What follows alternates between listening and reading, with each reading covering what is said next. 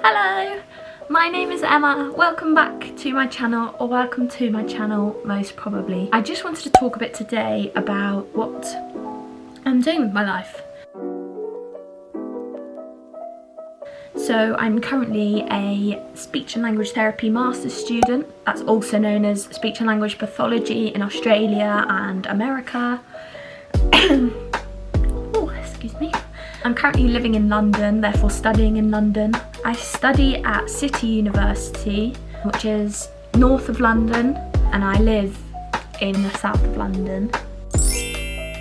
So about my course, I'm in my first year. So I started in September 2020 and I will graduate in 2022. So I've done my first term, I'm in my second term or semester, whatever you call it. And I'm loving it. It's a lot of work because it is actually the BSc and the bachelor's 3 years, used to be 4 years, condensed into 2.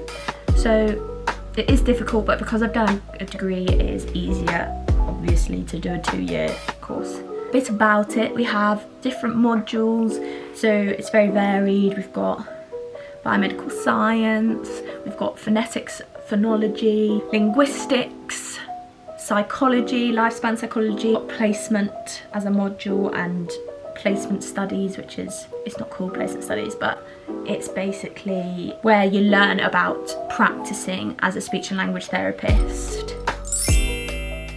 Oh, and I forgot to say, what is speech and language therapy? I didn't actually know this until I was halfway through my degree, I reckon.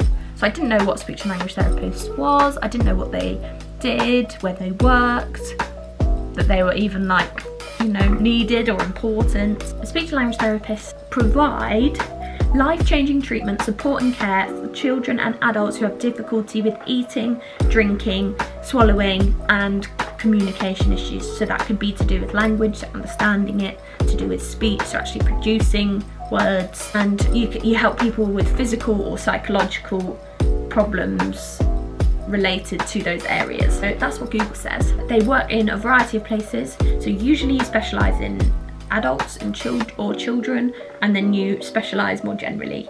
But when you're doing the course, you learn about both, and you have experience known as placements, where you get placed in different areas. You have both experience on those placements with adults and with children. They work in schools, hospitals, in the community, so that could be with people that have come home from hospital, maybe have had a stroke, and you help people in their home environments, or in community clinics, for example, with children with maybe a stutter, or if they've got autism spectrum disorder.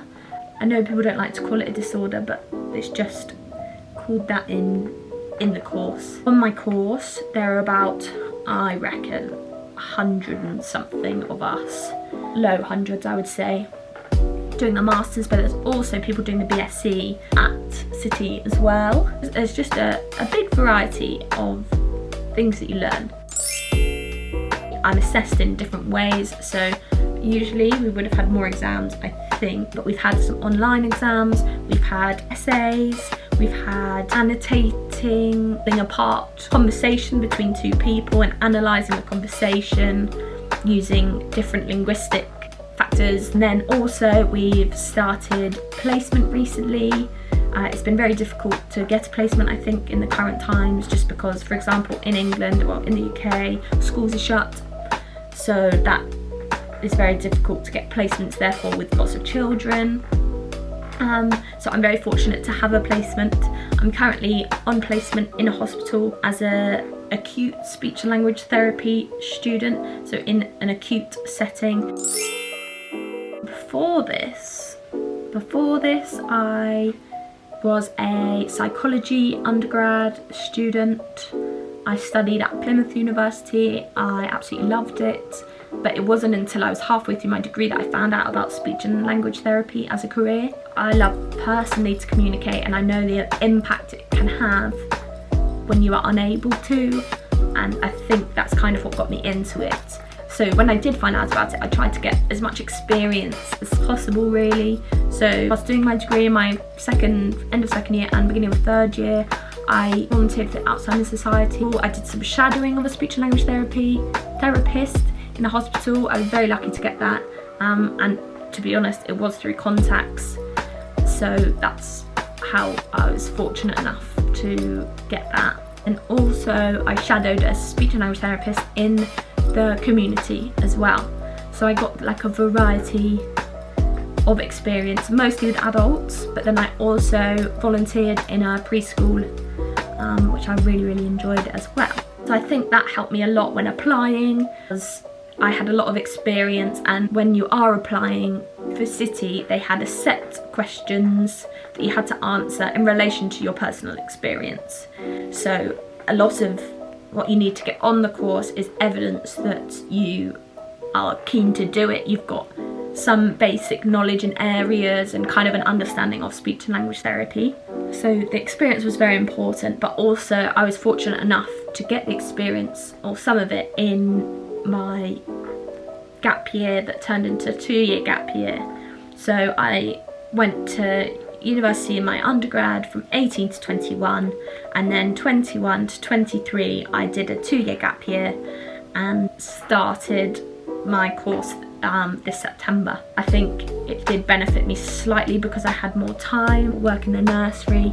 I didn't do it for a very long time, but you know, volunteering is a privilege in itself, because I still worked in a pub, but I was able to do the volunteering too. Like, I didn't rely fully on my pub income because I was living at home and my parents didn't charge me much rent when I was home. And yeah, so I think I was very lucky to do that. I currently love the course. I find it very interesting. It's very thought-provoking.